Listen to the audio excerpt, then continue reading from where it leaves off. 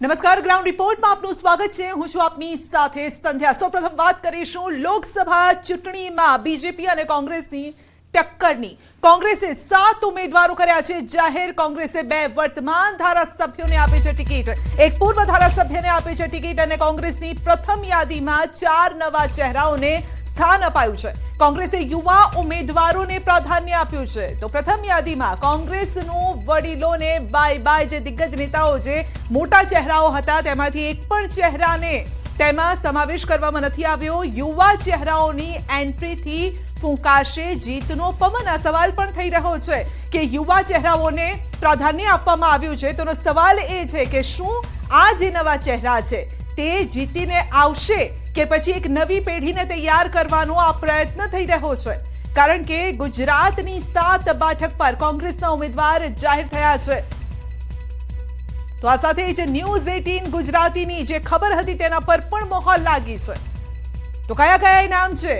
Ahmedabad પૂર્વથી Rohan ગુપ્તાને ticket અપાઈ છે। અમદાવાદ પશ્ચિમથી ભરત મકવાણાનું નામ જાહેર કરાયું છે। પ્રથમ યાદીમાં કોંગ્રેસનું વડીલોને બાય બાય। કોણ કોણ આ ચહેરા છે, કોની વચ્ચે આ ટક્કર થવાની છે જોઈ લો। જ્ઞાનીબેન ઠાકોરનું નામ, જેમણે પહેલા જ પ્રચાર શરૂ કરી દીધો હતો, તેમની સીધી ટક્કર રેખાબેન ચૌધરી સામે છે, કારણ કે રેખાબેનનું નામ પહેલા જ પહેલી યાદીમાં બીજેપીએ જાહેર કર્યું હતું। આ સાથે જ પોરબંદરની વાત કરીએ તો લલિત વસોયાનું નામ જાહેર કર્યું છે। કોંગ્રેસે લલિત વસોયા પહેલા પણ ચૂંટણી લડી ચૂક્યા છે, ધારાસભ્ય પણ રહી ચૂક્યા છે। તો મનસુખ માંડવિયા સામે, દિગ્ગજ નેતા બીજેપીના, તેમની સામે આ સીધી ટક્કર થવાની છે। આ સાથે જ બીજેપીના દિનેશ મકવાણા સામે કોંગ્રેસે ઉતાર્યા છે ભરત મકવાણાને। અમદાવાદ પશ્ચિમની આ બેઠક છે ને અહીંયાથી ભરત મકવાણાને રેસમાં ઉતારવામાં આવ્યા છે। તો કોંગ્રેસના આ મૂર્તિયા છે સિદ્ધાર્થ ચૌધરી, બારડોલી બેઠકના ઉમેદવાર, જેમની સીધી ટક્કર થવાની છે। કોંગ્રેસની આ સીધી ટક્કર બીજેપીના પ્રભુ વસાવા સામે થવાની છે।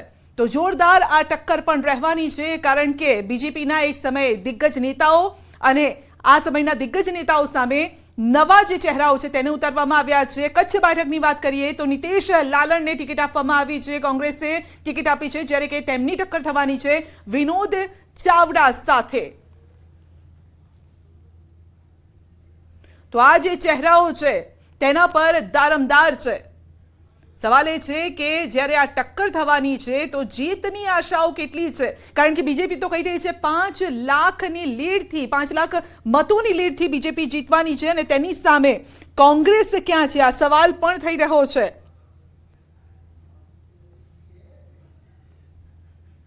તો જ્ઞાનીબેને પહેલેથી જ પ્રચાર પણ શરૂ કરી દીધો હતો અને જ્ઞાનીબેન આશ્વસ્ત પણ છે, કારણ કે તેમના મતદારો છે ચૌધરી સામે ઠાકોર જે મતદારો છે તેમની આ ટક્કર થવાની છે। તો ગણિત પણ છે મહિલા સામે, આ મહિલાની ટક્કર છે। જોવાનું રહેશે કે આ ટક્કર કઈ રીતે જામે છે, કારણ કે જ્ઞાનીબેન તો કહી ચૂક્યા છે કે વિસ્તાર મારો છે એટલે જીત પણ મારી થશે, પરંતુ બીજેપી સામે કહી રહી છે કે જીત અમારી છે, ફક્ત જીત જ નહીં પરંતુ 5 લાખથી વધુ મતોની લીડથી અમે જીતવાના છીએ। આ વચ્ચે જો જ્ઞાનીબેનની વાત કરીએ તો તેઓએ BA સુધીનો અભ્યાસ પણ કર્યો છે। 49 વર્ષની તેમની ઉંમર છે। જ્ઞાનીબેન 2017થી વાવના ધારાસભ્ય છે। 2017માં તેમણે શંકર ચૌધરીને હરાવ્યા હતા। 2022માં શંકર ચૌધરીએ વાવ બેઠક છોડી થરાદ બેઠકથી ચૂંટણી લડી અને જ્ઞાનીબેને દારૂના દૂષણ સામે પણ અવાજ ઉઠાવ્યો હતો। તો જેમને ટિકિટ મળી છે તેની આપણે વાત કરી રહ્યા છે। આ સાથે જ અનંત પટેલની પણ જો વાત કરીએ તો ઉંમર 46 વર્ષ, પોસ્ટ ગ્રેજ્યુએટ છે અનંત પટેલ। 2017થી ગુજરાતના વાંસદા મત વિસ્તારના ધારાસભ્ય। વડાપ્રધાન મોદીનો તેઓ સામે જે ટક્કરની જો વાત કરીએ તો વડાપ્રધાન મોદી હંમેશા આદિવાસીઓની ચિંતા કરતા આવ્યા છે, ત્યારે જોવાનું રહેશે કે આદિવાસી બેલ્ટમાં શું કોંગ્રેસ બીજેપીને એ રીતે ટક્કર આપી શકે છે। લલિત વસોયા, ઉંમર 62 વર્ષ છે। આ સાથે ખેડૂત પરિવારમાંથી આવે છે, ખેડૂતોના મુદ્દા પણ તેઓએ ઉઠાવ્યા છે। પાટીદાર ચહેરો છે, પૂર્વ ધારાસભ્ય છે। નીતેશ લાલણની વાત કરીએ તો ઉંમર 30 વર્ષ, BA સુધીનો અભ્યાસ, ગાંધીધામમાં શિપિંગ વ્યવસાય, પૂર્વ કચ્છ યુથ કોંગ્રેસમાં કાર્યરત, પહેલીવાર તેઓ ચૂંટણી લડવાના છે। તો નવા જે ચહેરાઓ છે, યુવા જે ચહેરાઓ છે તે કઈ રીતે કોંગ્રેસને આગળ લઈ શકશે તેના ઉપર એક સવાલ છે। રોહન ગુપ્તા 48 વર્ષ, અભ્યાસ ગ્રેજ્યુએટ, બીજા એવા ગુજરાતના નેતા છે કે જેઓ રાષ્ટ્રીય કક્ષાના પ્રવક્તા તરીકે તેઓ ફરજ પણ અત્યારે નિભાવે છે. બિઝનેસ એડમિનિસ્ટ્રેશનમાં અભ્યાસ કર્યો છે. 2016થી મીડિયાની જવાબદારી પણ તેઓ સંભાળી રહ્યા છે. પક્ષમાં રાષ્ટ્રીય સ્તરે રોહન ગુપ્તાનું કદ પણ મોટું છે. અમદાવાદ કોંગ્રેસના આઈટી સેલ અધ્યક્ષ તરીકેનો પણ તેમનો અનુભવ છે. અમદાવાદ વેસ્ટથી ભરત મકવાણાને જે ટિકિટ આપવામાં આવી છે તો 52 વર્ષ તેમની ઉંમર, અભ્યાસ, ગ્રેજ્યુએટ, સોજિત્રાના પૂર્વ ધારાસભ્ય, પિતા યોગેન્દ્ર મકવાણા ઇન્દિરા ગાંધી અને રાજીવ સરકારમાં પણ મંત્રી રહી ચૂક્યા છે. તો સિદ્ધાર્થ ચૌધરી બારડોલીથી જે ટિકિટ આપવામાં આવી છે આપણે તેની વાત કરીએ. કોંગ્રેસે જે ટિકિટ આપી છે, ઉંમર 46 વર્ષ, અભ્યાસ, ગ્રેજ્યુએટ, માજી સાંસદ, ધારાસભ્ય અમરસિંહ ઝેડ ચૌધરીના પુત્ર, તાપી જિલ્લા પંચાયતના કારોબારી સભ્ય, સુમુલ ડેરીના ડિરેક્ટર પણ છે. તો આ જે ઉમેદવારો છે જેના પર દારમદાર છે હવે કોંગ્રેસનો, કારણ કે કોંગ્રેસ એક તરફ તૂટી રહી છે ને ત્યાં જ આ જે ચહેરાઓ છે જેમના ઉપર ન માત્ર વિશ્વાસ પરંતુ જીતનો વિશ્વાસ પણ કોંગ્રેસે જ્યારે વ્યક્ત કર્યો છે ત્યારે જે ઉમેદવારો જે છે તેમની પણ પ્રતિક્રિયા સામે આવી રહી છે. લોકસભાની પોરબંદર બેઠક ઉપરથી કોંગ્રેસના ઉમેદવાર તરીકે લલિત વસોયાનું નામ જાહેર કરવામાં આવ્યું છે. ત્યારે લલિત વસોયા આપણી સાથે છે. શું કહેશો લલિતભાઈ, સતત કોંગ્રેસ તૂટી રહી છે ત્યારે તમે કેમ જીત? કોણ કહે છે કોંગ્રેસ તૂટી રહી છે? આવન જવન એ ભારતીય રાજકારણમાં દેશ આઝાદ થયો ત્યારથી અત્યાર સુધી ચાલ્યું જ આવે છે. અને હું તો એવું માનું છું કે જૂના લોકો જાય તો નવા શક્તિશાળી અને મજબૂત લોકોને ચાન્સ મળે છે. અને આજ માણાવદર અને પોરબંદરની અંદર થવાનું છે. ઘણા વર્ષોથી રાહ જોતા મજબૂત અને પાયાના કાર્યકર્તાઓને ચાન્સ મળવાનો છે. અને એના વિશ્વાસે પોરબંદર અને માણાવદરની બેઠક હું દાવા સાથે કહું છું કે અમે જીતવાના છીએ. ખાસ ગઈ વિધાનસભાની ચૂંટણીમાં પણ આપની ક્યાંક હાર થઈ હતી, તો હવે એ જ વિસ્તારમાં તમારે લોકસભા પણ લડવાની. હાર અને જીત એ રાજકારણની અંદર ગૌણ વસ્તુ છે. તમે કેટલી તાકાતથી લડો છો એ મહત્વની વાત છે. પોરબંદર લોકસભાની બેઠક ઉપર હું તાકાતથી લડવાનો છું. રહી વાત જીતની, તો આપના મીડિયાના મારફતે કહું છું કે આ ચૂંટણી હું જીતીને બતાવું. તો સંઘ પ્રદેશ દમણથી કોંગ્રેસે કેતન પટેલને લોકસભા ચૂંટણીના મેદાને ઉતાર્યા છે. દીવ દમણ લોકસભા બેઠકથી કોંગ્રેસે કેતન પટેલે સતત ત્રીજી વખત ટિકિટ આપી છે અને આ તરફ ભાજપે લાલભાઈ પટેલને મેદાને ઉતાર્યા છે. કેતન પટેલે જીતનો આત્મવિશ્વાસ વ્યક્ત કર્યો. તેમનું કહેવું છે કે તેઓ પ્રજાના પ્રશ્નો સાથે ચૂંટણી પ્રચારમાં જશે.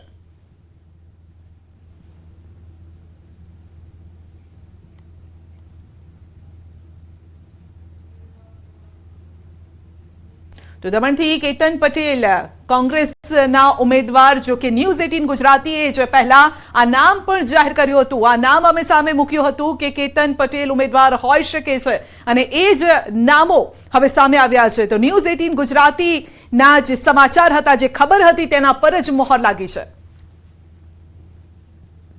દમણ દીવ લોકસભા બેઠક પર કોંગ્રેસે ઉમેદવાર તરીકે કેતનભાઈ પટેલના નામની જાહેરાત કરી છે. કેતનભાઈ પટેલ વર્તમાનમાં દમણ દીવ કોંગ્રેસના પ્રદેશ પ્રમુખ છે. અત્યારે કેતનભાઈ આપની સાથે છે, એમની સાથે જ સીધી વાત કરશું. કેતનભાઈ, શું કહેશો? સતત બીજી વખત પાર્ટીએ આપની પસંદગી કરી છે, શું પ્રતિક્રિયા? સૌપ્રથમ તો તમારા માધ્યમથી હું કોંગ્રેસ હાઈકમાન્ડનો, અમારા નેતા શ્રીમતી સોનિયાજીનો આભાર વ્યક્ત કરું છું કે એઓએ મારા પર વિશ્વાસ મૂક્યો છે અને મને મેન્ડેટ આપ્યો છે. બીજું, આજે અહીંયા તમે જોઈ રહ્યા છે કે ભારતીય જનતા પાર્ટીએ કોઈ ડેવલપમેન્ટ કર્યું નથી. આજે અમારા યુવાઓ બેરોજગાર છે. ડેવલપમેન્ટના નામ પર સુસુર્યું છે. રોડ બનાવવાથી કોઈ ડેવલપમેન્ટ કહેતા નથી. ડેવલપમેન્ટ શાને કહેવાય એ લોકોએ કોંગ્રેસ પાર્ટીથી યુપી 1 અને 2થી શીખવું જોઈએ. ડેવલપમેન્ટ અગર તમે ખરેખર ડેવલપમેન્ટની વાતો કરે તો આ ડેવલપમેન્ટ અમારા પૂર્વ સાંસદ શ્રી ડાયાભાઈ પટેલ હતા. જે તે સમયે અહીંયા બ્રિચેસ બન્યા છે. મગરવાડા પટલારા, જરી કોઝવે, મોટી દમણ નાની દમણ જોડતો પુલ કે કોટલા બ્રિજ કે પછી ઘોઘલા બ્રિજ વાત કરીએ દીવ, આ બધા ડેવલપમેન્ટ કહેવાય. આજે તમે માત્ર રોડ બનાવવાથી કોઈ ડેવલપમેન્ટ નથી કહેતા, અને એ પણ લોકોના ઘર તોડીને, લોકોના ઘર અને ઓટલા તોડીને કોઈ ડેવલપમેન્ટ આને કહેવાતું નથી. બેરોજગારી, આજે સરકારી નોકરી અમારા યુવાઓને મળતી નથી. બહારથી આવીને લોકો અહીંયા ભરતી થઈ રહ્યા છે. સરકારી નોકરીમાં જે રીતે કોંગ્રેસ પાર્ટીનું દેન હતું કે સી અને ડી ગ્રુપમાં ફક્ત ને ફક્ત ડોમિસાઇલ દમણના લોકો જ લાગશે અને એ રીતે દમણના લોકો અહીંયા નોકરી લાગતા હતા. ભારતીય જનતા પાર્ટીએ આ ડોમિસાઇલ કાઢી નાખ્યું અને ઓપન ઇન્ટરવ્યૂ કરી નાખ્યું. આજે ઓપન ઇન્ટરવ્યૂ કરવાથી પંજાબ, હરિયાણા, દિલ્હી, જમ્મુ કાશ્મીર, કર્ણાટકા, કેરલા, મહારાષ્ટ્ર, ગુજરાતથી લોકો અહીંયા પોલીસમાં ભરતી થઈ રહ્યા છે. અમારા બાળકો ક્યાં જવાના? અમારા છોકરાઓ અહીંયા જે છે લોકલ, ખાસ કરીને અગર દીવની વાતો કરે તો દીવમાં તો ફિશિંગ સિવાય બીજો કોઈ વ્યવસાય નથી. તો દીવથી 80% લોકો સરકારી નોકરી લાગતા હતા અને હવે એમને પોર્ચુગલ જઈ રહ્યા છે. તો શું આ ભારતીય જનતા પાર્ટી આપ્યો? તો આ બધા મુદ્દાઓ છે. બેરોજગારી છે, ડેવલપમેન્ટના નામ પર સુરસુર્યું છે, એ જ રીતે આ લોકોના ઘર તોડી રહ્યા છે. ઘણા બધા મુદ્દાઓ છે. એ મુદ્દાને લઈને અમે જશું. એક સમયે પ્રિયંકાજીનું પણ નામ અહીંયાથી ચર્ચાતું. પ્રિયંકાજીનું નામ બિલકુલ ચર્ચામાં હતું અને પ્રિયંકાજી અહીંયાથી લડવાનું નક્કી કરી નાખ્યું હતું. અને ગઈકાલે કોંગ્રેસ પાર્ટી સીઈસીની મિટિંગ હતી જેમાં હું પણ હાજર હતો અને ત્યાં મિટિંગમાં નામની પણ ચર્ચા થઈ. પરંતુ અમારા નેતા શ્રીમતી સોનિયા ગાંધી મેડમે એ રીતે કહ્યું કે ભાઈ પ્રિયંકાજી દાવેદારી દમણ દીવથી ન કરશે અને આવનાર સમયમાં અમે કોંગ્રેસના સૌ આગેવાનો બનાસકાંઠાની જનતાને સાથે રાખીને 18 આલમને સાથે રાખીને જ્યારે ચૂંટણી મેદાનમાં જઈશું ત્યારે જે અમારી કોંગ્રેસ પાર્ટીનો ચૂંટણી ઢંઢેરો અને 2014માં જે વચનો આપ્યા હતા અને નથી પૂરા થયા એ વાત પણ મૂકીશું. તો 2012 થી રાજકારણમાં તેઓ સક્રિય છે જ્ઞાનીબેન, અને જો કે નામ જાહેર થાય તે પહેલા જ જ્ઞાનીબેને પ્રચાર પણ શરૂ કરી દીધો હતો કારણ કે તેઓ આશ્વસ્ત હતા કે ટિકિટ તેમને મળવાની છે. ક્યાંક હાઈકમાન્ડે તેમને પહેલેથી જ કહી દીધું હોય તેવું લાગ્યું અને જ્ઞાનીબેન હવે કહી રહ્યા છે કે પૂરજોશથી તેઓ મેદાનમાં ઉતરશે. બનાસકાંઠામાં ચૌધરી ઠાકોર મતદારોનો દબદબો છે અને સીધી જ ટક્કર પણ થવાની છે આ બંને મતદારોની, કારણ કે બીજેપીએ રેખાબેન ચૌધરીને ટિકિટ આપી છે જ્યારે કે કોંગ્રેસે ઠાકોર સમાજનો મહિલા જે આ ચહેરો છે તેને ટિકિટ આપી છે. 2017થી વાવથી તેઓ ધારાસભ્ય પણ છે અને જોરશોરથી ખેડૂતોના પ્રશ્નો હોય, દારૂના દૂષણના પ્રશ્નો હોય તેઓ ઉઠાવતા આવ્યા છે. તો જોવાનું રહેશે આ ટક્કર કેવી જોરદાર છે. જો કે જીતનો વિશ્વાસ એવો વ્યક્ત કર્યો છે. સામે રેખાબેન ચૌધરી છે. માટે રાજકારણમાં જોઈએ તો સમયની વાત હોય છે. સમય સાથે પરિસ્થિતિ બદલાતી હોય છે. એક સમયે જ્યારે કોંગ્રેસ તૂટી રહી છે, કોંગ્રેસના નેતાઓ, દિગ્ગજ નેતાઓ છોડીને જઈ રહ્યા છે, ત્યારે એવા ચહેરાઓને મેદાનમાં ઉતારવામાં આવ્યા છે જે કોંગ્રેસ સાથે રહે. ઘણા એક સ્લોગન સાથે સૂત્ર આપ્યું છે કે બનાસની બેન જ્ઞાનીબેન. જ્યારે બનાસકાંઠાએ બેન કીધી છે ત્યારે મને 100% બનાસકાંઠાની જનતા ઉપર, 18 આલમ ઉપર, 36 કોમ ઉપર ભરોસો છે કે જેમ 2017 ને 22માં વાવ વિધાનસભાની તમામ સમાજે મામેરું ભર્યું હતું, મતનું મામેરું ભર્યું હતું, એ રીતે સમગ્ર બનાસકાંઠાની જિલ્લાની જનતા છે એ મામેરું ભરી અને એક ગરીબ સમાજની દીકરીને, પ્રથમ વખત ઠાકોર સમાજની દીકરીને ઓબીસીને ટિકિટ આપી છે સ્થાનિક મુદ્દાઓને આધીને. અન્ય સમાચારોની વાત કરીએ. રાજ્યમાં તોફાની તત્વોનો આતંક યથાવત છે. ક્યાંક ભાઈનો દુશ્મન બન્યો, જાહેરમાં ધારિયા અને ચપ્પુ ઉછળ્યા, ક્યાંક ઢીકા પાટુની ધમાલ ચાલી અને આ વચ્ચે જ મોજ શોખ અને રીલ્સના રોલા પાડવા જતા યુવકનો જીવ પણ ગયો છે. સ્ટન્ટ કરતા બંદૂકમાંથી ગોળી નીકળી અને યુવકને મળ્યું મોત. આ સાથે જ એવા ખતરનાક વિડીયો બતાવીશું જે જોઈ તમને ડર લાગશે, પરંતુ રીલ્સની ઘેલછાવાળાઓ તો બિંદાસ છે. ત્યારે સવાલ ચોક્કસ થાય છે કે શું ગુજરાતમાં કાયદો વ્યવસ્થાની સ્થિતિ કથળી રહી છે?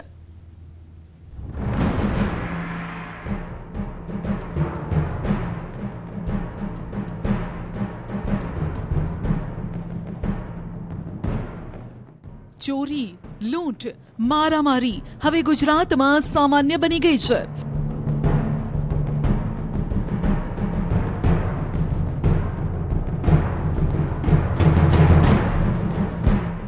ક્યાંક નાની બાબત એવી ઉગ્ર બની જાય છે કે લોકો હાથમાં લાકડી, દંડા અને ધારિયા લેતા ખચકાતા નથી. ક્યાંક સસ્તી પ્રસિદ્ધિ મેળવવા સીન સપાટા ચાલે છે.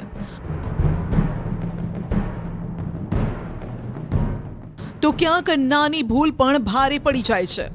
વારાફરતી એક કિસ્સાની વાત કરીએ.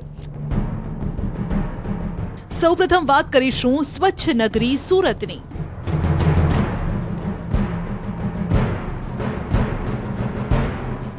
જ્યાં ગુનાખોરીનો આંક એવો વધ્યો છે કે સુરતની સુરત જ બગાડી નાખી છે.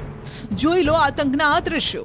સુરતમાં ફરી અસામાજિક તત્વોએ તોફાન મચાવ્યું, સરા જાહેર મારામારી કરી.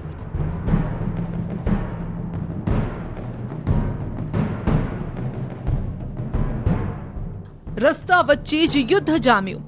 આ દ્રશ્યો ડિંડોલી નુક્કડ ચા સ્ટોલ પરના છે, જ્યાં નજીવી બાબતની બોલાચાલી મારામારી સુધી પહોંચી ગઈ. સમગ્ર ઘટના સીસીટીવીમાં કેદ થઈ.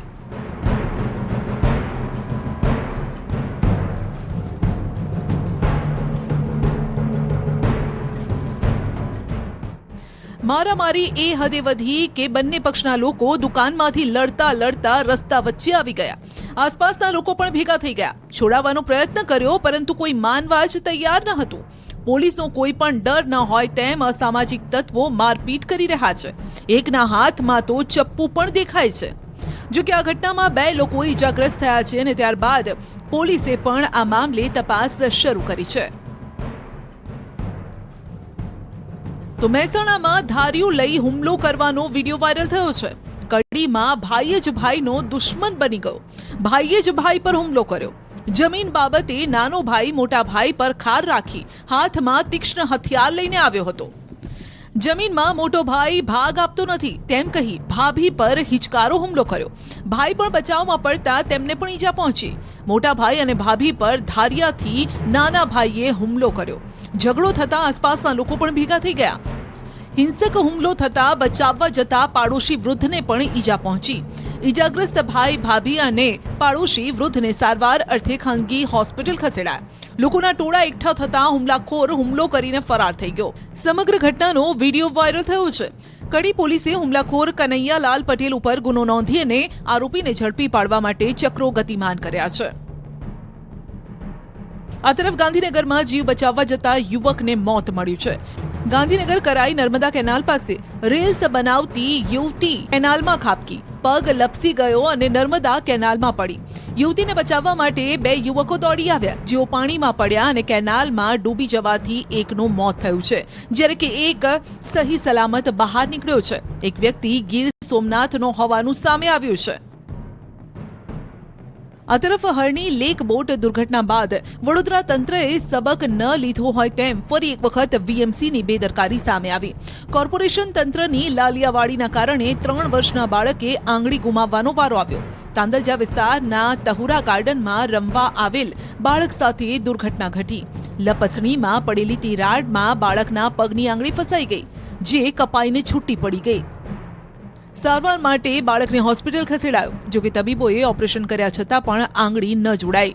બાળકને હવે કાયમી ખોળખા પણ રહી ગઈ છે. કે બધા જે ઇન્સ્ટ્રુમેશન છે તે વારંવાર ચેક કરવું એમની ફરજ છે. કાલે એમની ટીમની પાસે જે લેખિત હશે કે એમને ચેક કરવાનું જે આપેલું હશે તમે ચેક કરી શકો છો કે ચેક કરી રહ્યા છે કે નથી કરી રહ્યા. હવે એના કારણે એમને ચેક નથી કર્યું, મારા બાળકે આંગળી ગુમાવી છે સાહેબ, અને કાયમની ખોળખા પણ રહી ગઈ. એટલે પ્રશાસન સામે કાર્યવાહી કરવી જ જોઈએ, ખરેખર કાર્યવાહી થવી જ જોઈએ. કોર્પોરેશનની બેદરકારીના પાપે બાળકે આંગળી ગુમાવતા તંત્ર હવે સફાળું જાગ્યું છે અને લપસણી જ હટાવી દેવાય. જો કે બાળકને હંમેશ માટે ખોળખા પણ રહી ગઈ છે, જેને લઈને બાળકના માતા પિતાને પણ વસવસો છે.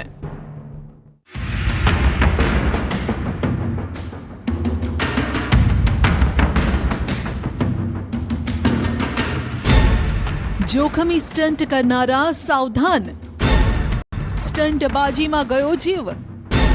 ફાયરિંગ કરવા જતા પોતાને જ વાગી ગઈ ગોળી. અમદાવાદમાં ખાનગી ફાયરિંગમાં એકનું મોત થયું છે. વેજલપુરમાં સ્ટન્ટ કરતા ફાયરિંગ થઈ ગયું અને યુવક મોતને ભેટ્યો. રિવોલ્વર ખાલી હોવાનું માની પોતે સ્ટન્ટ કરતો હતો, જેમાં દિગ્વિજયસિંહ રાજપૂતને મોત મળ્યું. વેજલપુરની રૂપેશ સોસાયટીનો આ બનાવ છે. મૃતક કોલ સેન્ટરના વ્યવસાય સાથે જોડાયેલો હતો. આ ઉપરાંત જમીન લે વેચનું કામ પણ કરતો હતો. પોલીસ તપાસમાં સામે આવ્યું છે કે મૃતકને દારૂ પીવાની ટેવ હતી. રાત્રિ સમયે મૃતકે 2 થી 3 વખત રિવોલ્વરનું ટ્રિગર દબાવ્યું અને ત્રીજી વખત ટ્રિગર દબાવતા માથામાં 1 રાઉન્ડ ફાયરિંગ થયું. રવિવારે રાત્રે 1:45 વાગ્યાની આ ઘટના છે, જ્યારે દિગ્વિજયસિંહના ડ્રાઈવર અને મહિલા મિત્ર તેમની સાથે હતા. જો કે અગાઉ પણ આ રીતે રિવોલ્વર સાથે સ્ટન્ટ કરવાનો દિગ્વિજય શોખીન હતો.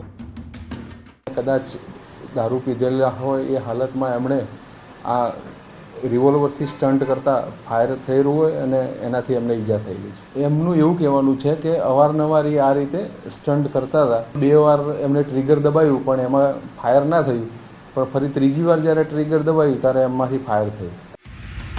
આ તરફ સુરતના કતારગામના ચોક બજારનો એક વિડીયો વાયરલ થયો છે. સુરતમાં દારૂની છૂટ હોય તેમ જુવાનિયાઓ છાકટા બન્યા. કતારગામ ડીજે પાર્ટીમાં દારૂની મહેફિલ જામી, બોટલ સાથે ડાન્સ પણ કર્યો. દારૂની બોટલ માથા પર મૂકી ડાન્સ કરતા આ જુવાનિયા નજરે પડે છે. સાથે ફિલ્મી સોંગ પણ ચાલી રહ્યા છે. જુઓ.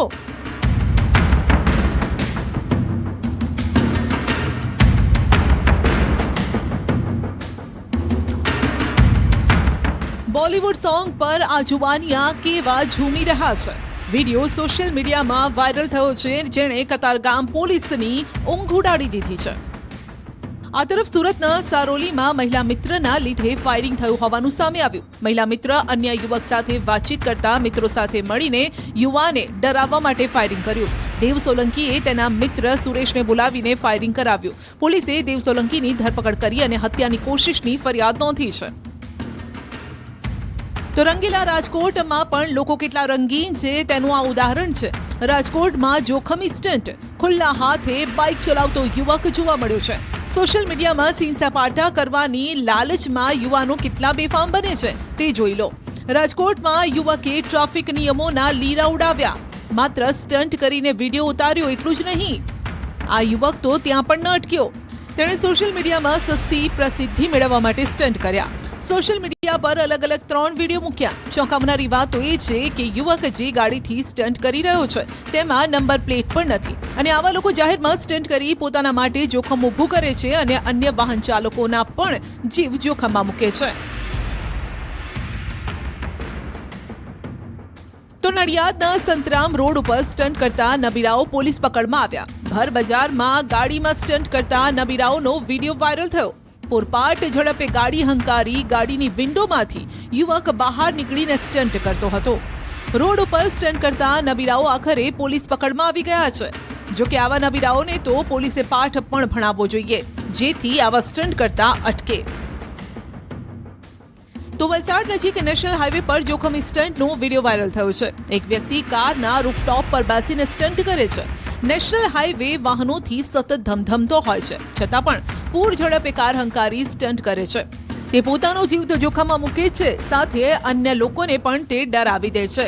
આ નેશનલ હાઈવે સતત ધમધમતો રહે છે, તેમ છતાં પણ આ યુવક અને કાર ચાલકના સીન સપાટા હાઈવે પરથી પસાર થતા અન્ય વાહન ચાલકો માટે જોખમરૂપ છે. આથી પસાર થતા કેટલાક વાહન ચાલકોએ કારના રૂફટોપ પર બેસી અને સ્ટન્ટ કરતા વ્યક્તિને સમજાવવાના પણ પ્રયાસ કર્યા. જો કે સમજે એ બીજા. આ ભાઈએ તો તેના સ્ટન્ટ ચાલુ જ રાખ્યા. તો સુરતમાં લવરમુછિયાઓએ મોપેડ પર ખતરનાક સ્ટન્ટ કર્યા. સુરતના રસ્તાઓ પર નબીરાઓ અને સ્ટન્ટબાજો કેવા બેફામ છે તેનું આ ઉદાહરણ છે. પોલીસ કાયદાના પાઠ ભણાવતી હોય છે, તેમ છતાં સુધરે એ બીજા. એવા રોફ સાથે 2 લવરમુછિયાઓ ઇલેક્ટ્રિક મોપેડ પર જાહેર રસ્તા પર સ્ટન્ટ કર્યો છે. પોતાની સાથે રાહદારીઓ અને અન્ય વાહન ચાલકોના જીવ પણ જોખમમાં મૂકે છે. સ્ટન્ટનો આ વિડીયો વાયરલ થયો છે. વિડીયો પાંડેસરા વિસ્તારનો હોવાનું મનાય છે, જેમાં બંને યુવકોમાં એક આગળ હેન્ડલ અને સીટ વચ્ચેની જગ્યા પર બેસીને મોપેડ ચલાવે છે, જ્યારે કે એક યુવક પાછળની સીટ પર મોંને ઢાંકીને બેઠો છે. સર્પાકાર રીતે ગાડી એવી રીતે ચલાવે છે કે જાણે હમણાં જ કોઈ સાથે અથડાઈ જશે.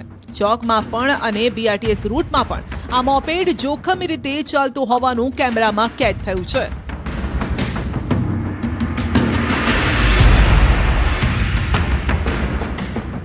સવાલ એ છે કે પોલીસ કેમ કોઈ કાર્યવાહી નથી કરતી?